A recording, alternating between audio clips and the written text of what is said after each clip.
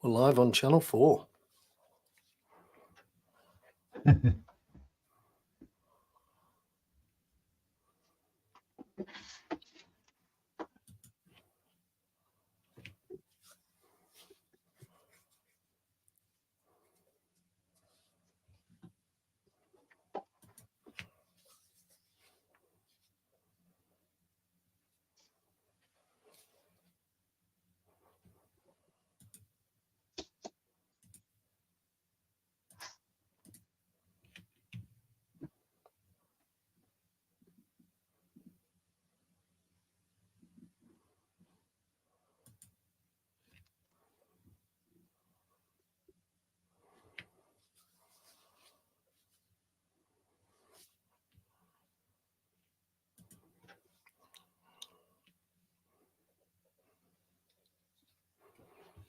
We're on LinkedIn Live as well.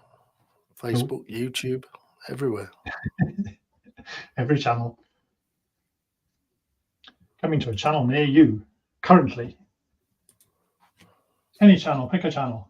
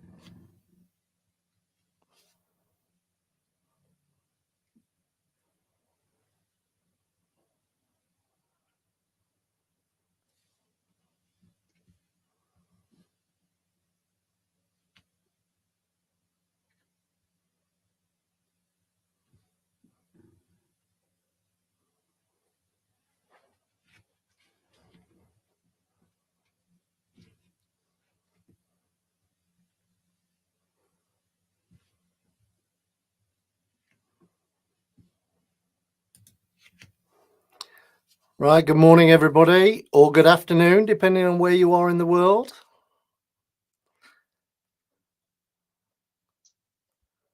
We'll just give it a minute or so as we're bang on 1 o'clock. Let people kind of join in, and then we'll get cracking and share the wonderful content that we've got lined up for you this afternoon.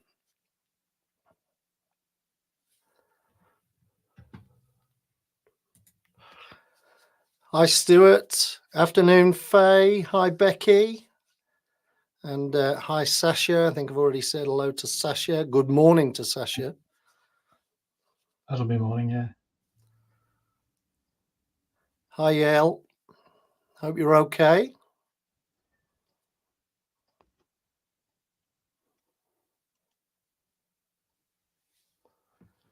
Yeah, people are starting to join now, so that's good.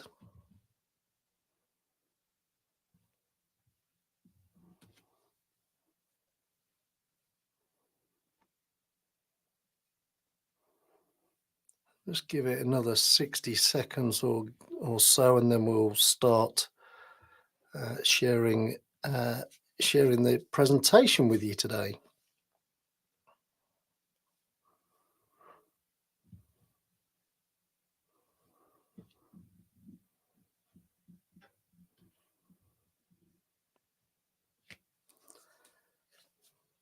Morning, Anne Helen, or afternoon, depending on where you are.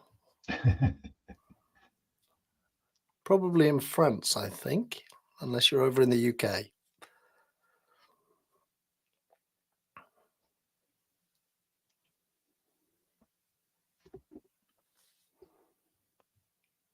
Okay, let's start then, shall we? So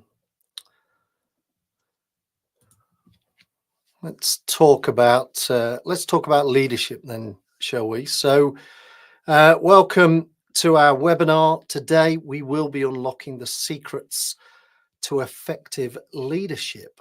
That's the order of the day.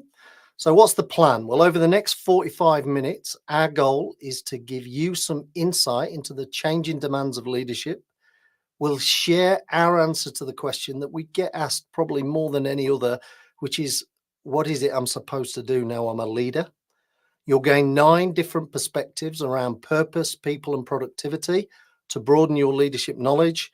And we'll save some time at the end for Q&A. So feel free, though, to comment in the chat as we go. If you do have a question, pop it in the chat. All I ask is if you could just lead with a capital Q so I can quickly identify those in the chat, that'd be awesome. And we're going to get you involved along the way too. So you'll need your mobiles handy, or at least a separate browser to take part in some of the questions that we have for you along the way. So we're going to make this a two-way process. And at the end, I'm going to share how you can access a free personal leadership assessment. This self-assessment tool is designed to benchmark you against 9 critical areas that we're going to share with you. You'll receive a personalized report packed full of insight, practical guidance, and you'll be able to leverage your strengths and focus on the areas that you may need attention in terms of that. So that's what we've got in store. Over to you, Rob. So excited. Well, my turn to say hello to everybody. It's great to see so many people joining us for this webinar. A little bit about Thinking Focus. For those of you who don't know us or know a little bit about us, we're all about behavior change. That's our bag. We help people to get out of their own way. So whether you want to be better leaders or better managers, whether you need those in your organization, whether it's about accelerating change programs, developing high-performing cultures, or even boosting productivity, what we start with is the thinking, the metacognition. It's not all about mindset, but we tend to start with mindset to get the basics right. Well, as we prefer to say, we help individuals, teams, and business units to be more effective, to understand how they think so that they can unlock their potential. So Ricky and I are 2 of 4 co-founders and owners, and in the last 8 years, we've helped over 160 clients. We've had about 10,000 participants, although we lost count somewhere along the way, and delivered probably 5,000 plus coaching sessions in that time. So what's today all about? So Ricky's already mentioned sort of 3 key areas that we're going to focus on, but the context behind that is today's fast-paced world is bringing more and greater demands on leaders. There's a need and a must to navigate a commercial landscape that's marked by volatility, uncertainty, complexity, and ambiguity. The VUCA world, the VUCA label's been around for a while, but leadership is tougher than ever today. The expectations placed on modern leaders are unprecedented. So it's no longer enough to manage or lead. Leaders are now expected to do it all. I need to lead, I need to manage, I need to also do stuff. And often that's in remote and diverse environments. As the demands increase, obviously, so does the pressure. And whilst it's beneficial, the data bit, access to vast amounts of data and information, can quickly overwhelm people. And that leads to decision paralysis and a fear of making the wrong call. So for us, this is, part and parcel of the picture about the evolution of leadership. So the three areas that we've sort of brought together in answer to that question that we get asked a lot starts for us with purpose. You could look at any of them, you know, in any order, but purpose is the first of the three that we're going to look at today. We're sort of basically looking here at perceptions, higher purpose, and scope. We'll break those down for you in just a second. But what we'd like to do, and Ricky warned you or invited you about the little level of participation, we'd like to get you involved by thinking about the answer to a question. What does purpose mean to you? And the way that you can participate with this is if you pick up your mobile device, your phone probably, and just use your QR code. And you can see the QR code on the screen there. Just use your camera function. That will open up a little yellow invitation, a little yellow link into something called Slido. And if you use Slido, this is basically a tool for sharing. And what we're basically asking you to do there, where you can see it on the screen, and some of you have started already, what does purpose mean to you? And we'll just together build a bit of a word cloud. You can add as many words as you want, but just one at a time would be helpful. We don't want to break the technology.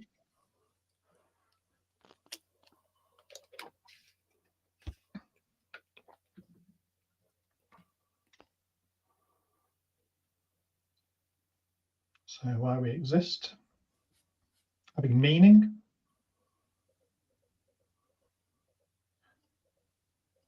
What does purpose mean to you?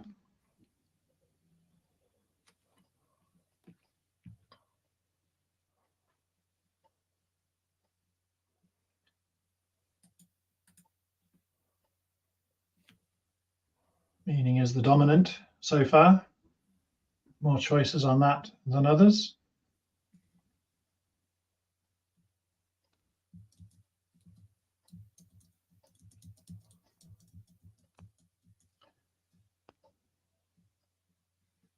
Wow, a whole flurry of activity there. Well, they have been busy. Yeah. Meaning, reason, focus. These are all great words.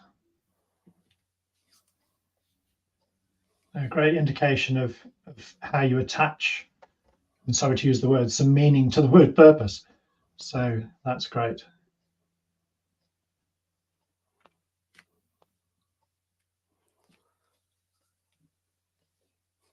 Brilliant. Thank you. Thank you for your contribution.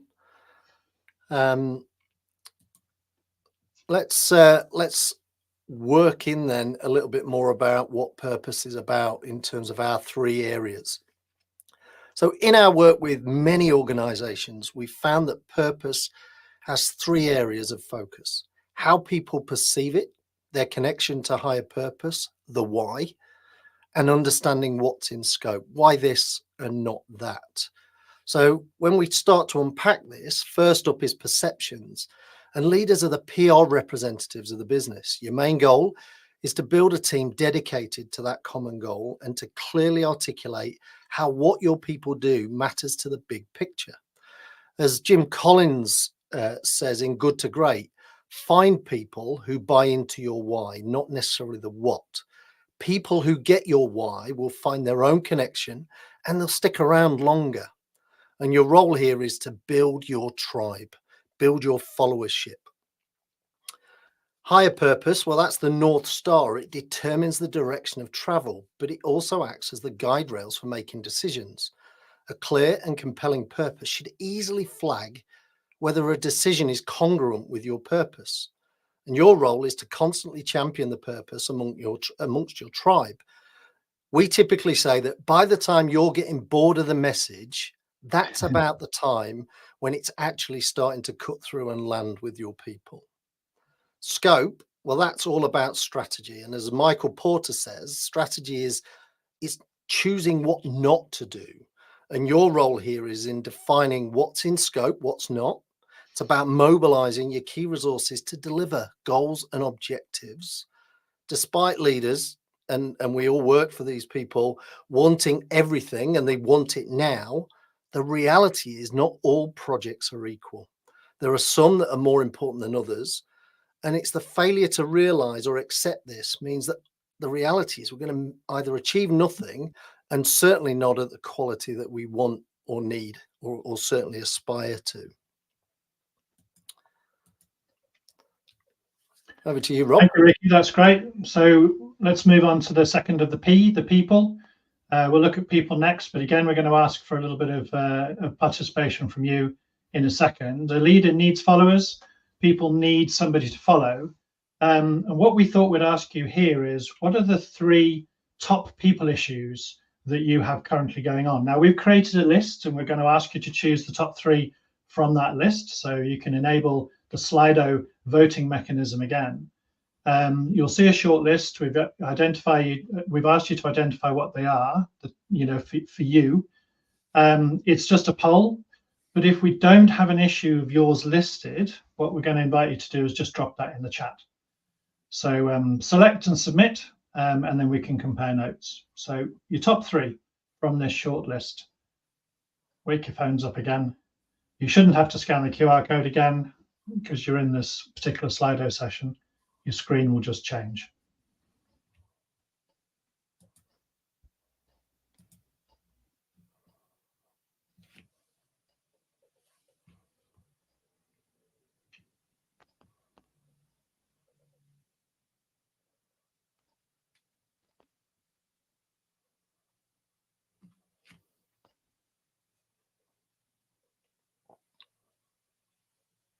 And what you'll see as they get chosen, we'll put the results up in just a second, and the choices will appear as a poll.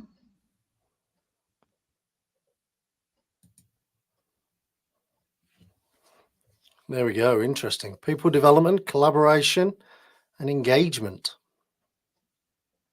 Yeah. Interesting. Gosh, interestingly, all 3 sit under the people category, which Rob's going to take you that's through. Good. So that, thank you for that. Let's look at that a little bit now, and have a look at these 3. Engagement, feelings is the label that we give to this, and talent. In 1991, some of you might remember REM sang about shiny, happy people. So what do we need to think about as leaders to attract and engage and keep people happy? With engagement, first of all, we have to foster an inclusive environment where team members understand their shared purpose. You can see 3 critical questions under engagement that we need to think about there. How do we connect people to the purpose? How do we motivate people and keep them going? A leader that consistently links individual goals to team objectives will enhance motivation. As far as feelings go, a leader can cultivate trust through open communication, actively listening to concerns. All of this is about removing conflict and fear. How do we build resilience in our people? That's by having an open and trusting environment, a psychologically safe environment. If we can include and encourage collaboration, then we're basically creating shiny, happy people. I'm sure that's not what REM was singing about, but that's the link I'm making. And then finally, as far as talent is concerned, the leader needs to attract the right talent and keep talent. How do you attract the best people? How do you keep them? We need to showcase a strong vision and a positive culture. We nurture our team members through personalized development plans, meaningful feedback, and recognition. So leaders who can commit to that and commit to creating an inclusive environment, which covers engagement in feelings and talent itself, then will better retain our top performers and promote long-term engagement and loyalty. So for us, this is how we, the things that we're looking at under the people aspect and unpacking those 3 areas. Remember, if there are questions as you go along to anything that we say, then just pop them in the chat, starting with a big Q. That helps us. But let's move on, and I'll hand back to Ricky for productivity. Thanks, Rob. And as Rob says, we're now into productivity. This is where expertise is married with accountability and process. And we're interested in your thoughts about productivity. So what's what's getting in the way, what's holding you back, what's holding your team back. And again, we've got another little Slido word cloud for us to work on here. What is it that's limiting your team's productivity? Describe it in a word or phrase. And again, unlimited. Do as many or as few as you want. You kind of set the tone in terms of what you want to contribute. Yeah. We'll give you a good 5 or 6 minutes to do this, longer if needed.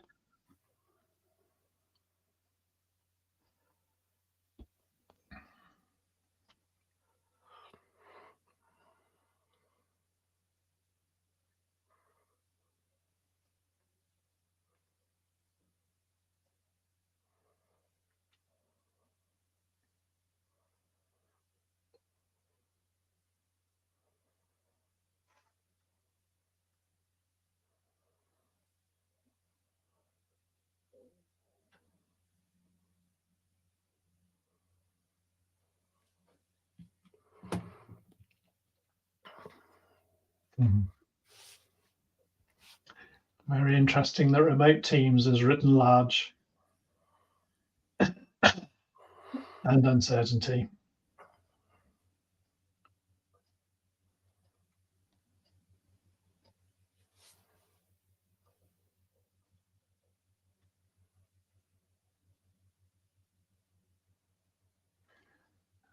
To work, linked with overload.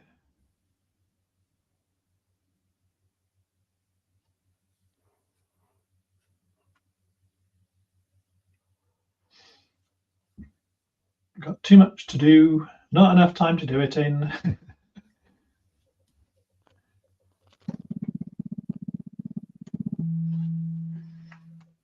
What's really interesting here, though, is there's so many of these are fixable. So many of them we can resolve as organizations. We can wrap our arms around a load of these and fix them, and make life just that little bit easier. One that caught my eye was, it's moved now, but it was good systems and processes, which I think basically, there it is, it's at the top left now. Yeah.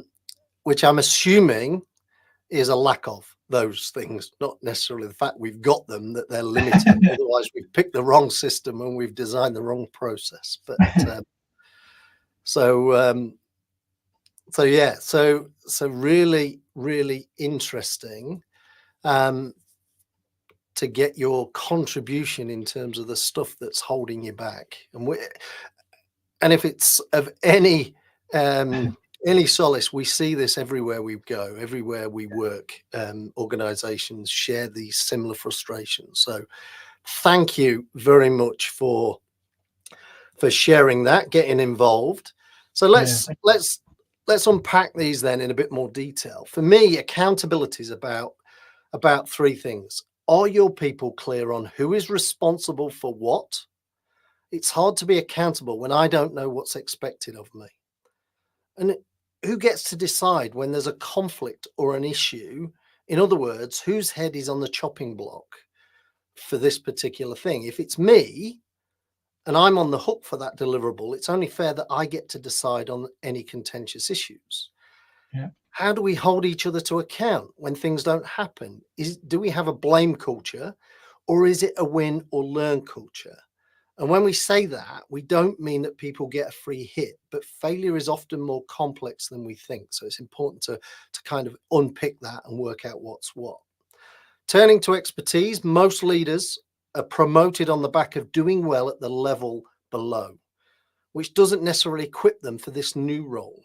The old adage, what got you here won't get you there, is never more true than when we're promoted into a leadership role. And it's your leadership, not your technical competence, that's now important. Add to that, as leaders, your technical competence is not what you're paid for anymore. You're expected to stay out of the weeds and be more strategic. But when you don't know what's expected of you as a leader, it's understandable that you're going to revert to what you know and play where you're most comfortable. Process, well, that's all about efficiency. Clearly defined processes enable you to review and refine to improve continuously. But certainly in my experience, despite documented processes, your people opt out and do their own thing, which means you've got no idea what works and what doesn't, and you've no view of what good looks like, or indeed what bad looks like. Now, assuming that your processes are robust, though, and they're actually followed, making changes makes total sense. However, before you make changes, how will you know what changes to make? What does the data tell you? How will you test your assumptions before rolling out widespread changes? Otherwise, it's typical that we're going to fall foul of the law of unintended consequences. So we change this, we tweak that, but actually we cause chaos over here without even realizing it. I remember doing that in one of my roles. We were selling the buildings and contents insurance that went with mortgages. And we turned a process change that opened the floodgates in terms of sales. It made it easier for our customers to do business with us. It made it easier for us to provide that product for them. Only I didn't tell my colleagues that were processing the new policies, and that created massive overload. So I did it with great intent, but actually caused my colleagues a whole heap of problem and pressure around that I perhaps could have involved them with and talked them through before that. So that's what I mean by unintended consequences. So we're conscious we've talked a lot. We've got you involved quite a bit. But what we're really interested in is what questions have you got for us? So we've talked about purpose, we've talked about people, we've talked about productivity. What would you like to ask us? If you want to drop those in the comments, we'll be delighted to answer any questions that you've got. Yeah, please do so.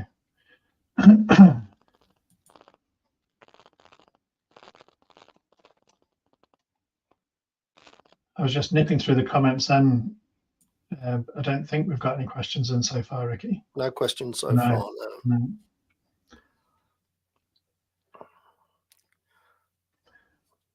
What would you like to know?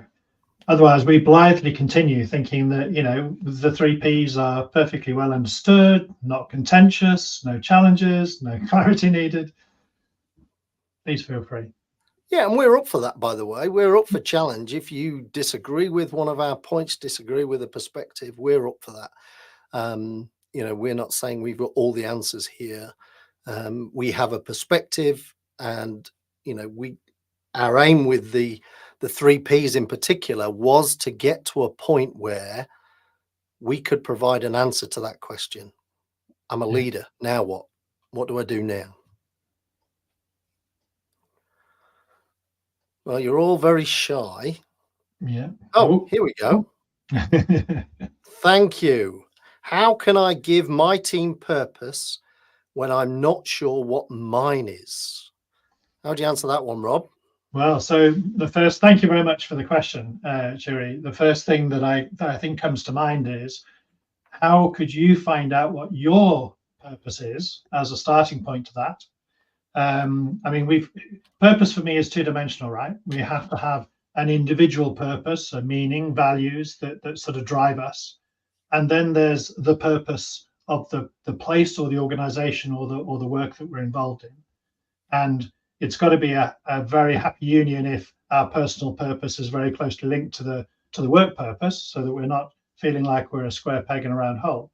But if you're not sure about what your own purpose is in a work context, if I'm making that assumption around your question, my sort of rejoinder to that is, so how might you find that out? Because implicit in your question is, absolutely, you need to know what purpose is, because how else can you share that purpose with your team? But who is it? Where can you find that information so that you can be clear yourself on the purpose? And then that enables you to do the thinking about how to communicate that on elsewhere. I don't know if you've got anything to add to that, Ricky. Yeah, I would say that your team exists for a reason. And your team need to understand what value they add to the organization. And I imagine, without knowing where you are, what you're doing, what your particular team does, but I imagine you've got some idea of the value you add to the organization. And in the absence of clarity from above, for example, around purpose, you can at least keep your team focused on what your purpose is as a team, whether it's to provide a service to customer, whether it's to provide a service to the internal customer. All of that is absolutely valid. So that's really, really what you can do in the absence of that. And then, as Rob says, your goal really is to go find out what it is and how you can ensure going forward that yours is aligned to the organizational purpose. But in the meantime, focus on what you know for sure, which is why your team exists, and then do that to the best of your ability. We've got an observation from Adam, which is brilliant. So thank you, Adam. Good to hear from you. I think it's more about, as leaders, to step back and take time to reflect and improve where necessary within the 3 Ps. Couldn't agree more. And I think that the whole concept that we've built here is a series of questions, not necessarily a series of answers, because all organizations are different. All organizations have their own particular take. So using those questions almost as prompters are fundamental to that says, so have I got this? Have I got this? Have I got this? If not, then you can at least work out, okay, what do I do about that? How do I play with that? So thanks, Adam. Absolutely agree entirely. And then Becky, have you got any ideas or tips about using the 3 Ps globally across different cultures? Well, that's interesting. Yeah, well, a couple of weeks ago only, I was working with a team in Europe across 15 countries. So the representatives that came together for that European team, or that EMEA team, should I call them, were actually across those the multiple different countries outside of EMEA, as well as because they had a matrix type organization and working arrangement. And we did a very interesting piece of work with them around what does culture actually mean to them, in the fact that it's not just a culture in terms of national identity, where you come from, where you're at, how you're educated, where you choose to work and the sort of work that you're in, but what's the actual culture within your team? What's the work culture? How does the leader impact the culture of the particular individuals?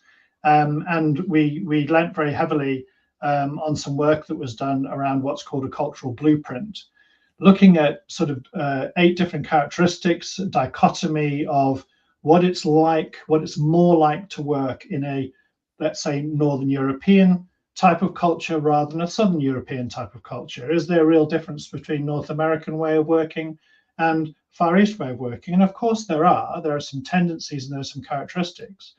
But in essence, if we come back to the 3 Ps, the whole reason that we were exploring some of those, and let's call them cultural issues with that whole team, was, is it more important for this team to collaborate? Yes, it is. More collaboration than today. Are there some things that are getting in the way of our collaboration, which could be because of our cultural background or our cultural sensitivities? And of course, part of that, one of the things that emerged from that, just as a tip, as an example, Becky, in relation to your question, is style of communication. There are some people who are far more open and direct in their style of communication, and others, the British society, for example, who you have to read between the lines to get the message in some of the things that might be said or left unsaid. So characteristics, both individually and culturally, as well as working cultures, enable us to look at some of the things with a sharp focus in the 3 Ps. Yes, we've got to collaborate more effectively. Everybody has to have a shared purpose, or at least, to go back to Jerry's question, and do understand what the purpose is, and can we all have the same meaning of that? So it's a small and interesting question that you shared with us, Becky, but the answer is is fairly huge, and I'm not sure that we can necessarily give it all the justice that it deserves right here. But I hope that's a start for 10. Ricky, I don't know if you've got anything to add to that. Yeah, Becky, I would use the questions that we've shared, and we will share the slide deck with those that have attended, make that available for you, so you'll have access to those questions. They're also available on our website, by the way. But I would use those questions to start having conversations, start socializing each of those areas. I wouldn't necessarily buy all of them off at the same time, all 9, but I would certainly go across those 3 Ps. What's bothering us the most right now? Is it about people? Is it about productivity? Or is it about purpose? And then I would use those questions to start creating debate, which I think which is really important. So yeah, so that's what I would do, is I'd use those questions across the culture, bring them together, whether it's physically or whether it's virtually, it doesn't much matter, but get them talking about those questions. What does it mean for them in their particular area? And then by socializing that, they can exchange experiences, they can talk about the differences for each other and how that plays out. Ultimately going, so what does that look like for us as an organization then? Definitely. That would be where I would take that in terms of a little tip for you there. Yeah. Thanks, Becky. Yeah, great question. Okay. Any more questions before we move on? Conscious of time for everybody, but we've got time for another question if anybody's got one. If it doesn't come immediately to mind, let's share some other stuff with you. And as that percolates through, if a question comes to mind, then please, do ask us another one. We were very conscious in our last webinar that we didn't leave enough time for people to ask questions, so we purposely built in more time for this one. But let's just do a little infomercial, if you may. So the next webinar coming up next month is the secret to highly effective teams, brackets, and people.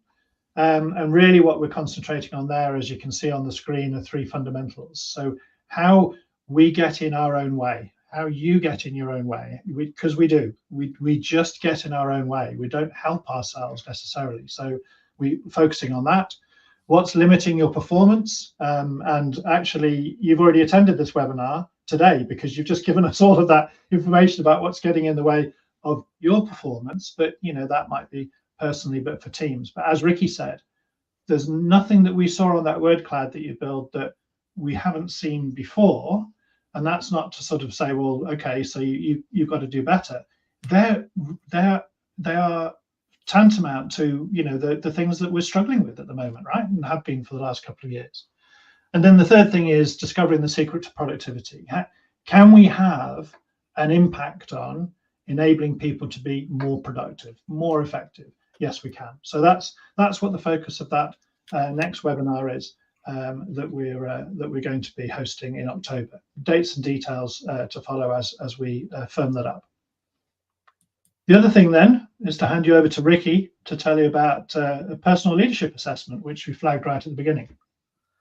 So we've been doing some work in the background, as much as part of this is to give you something that you can take, you can explore, you can get some personal insight. So if you're looking for some actionable insights that will help you prepare yourself either for the next step or unlock your potential in the role that you're in now, take the personal leadership assessment that we've created.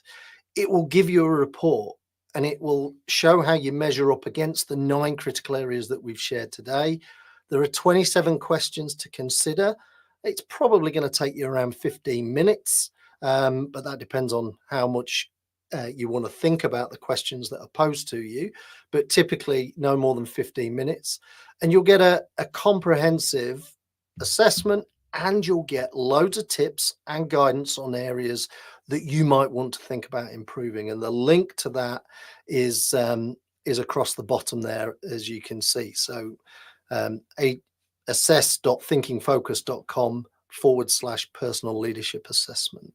And it will give you a little report that you can then use to underpin and support your development journey. So it's completely free feel free to make the most of that. And if there are people in your team, if there are people that you want to share it with, feel free. The more the merrier. It gives us a level of insight around that. So feel free to make the most of that.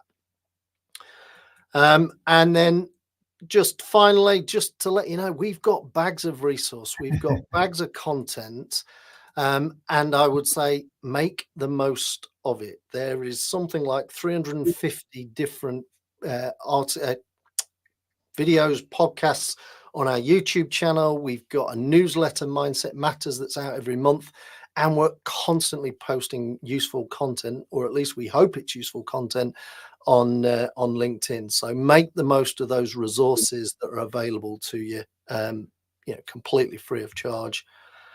And then that's it from our standpoint, unless there's any kind of questions, observations that you want to share. Rob and I will stick around for a second or two. Nope. Yeah. But yeah, so from our standpoint, thank you, for taking part, for hearing what we've got to say, and we hope that you've got some value that you can take away. But make the most of that leadership assessment that's there for you. So thank you very much, everybody. Yeah, thank you, everybody. Have a great day. We will stick around for a few minutes, so if there are other questions, feel free, because we'll be here.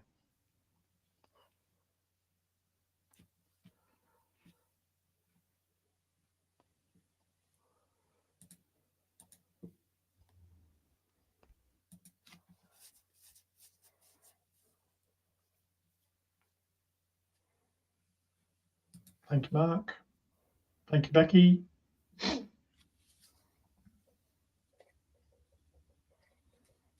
Thank you, Yuri.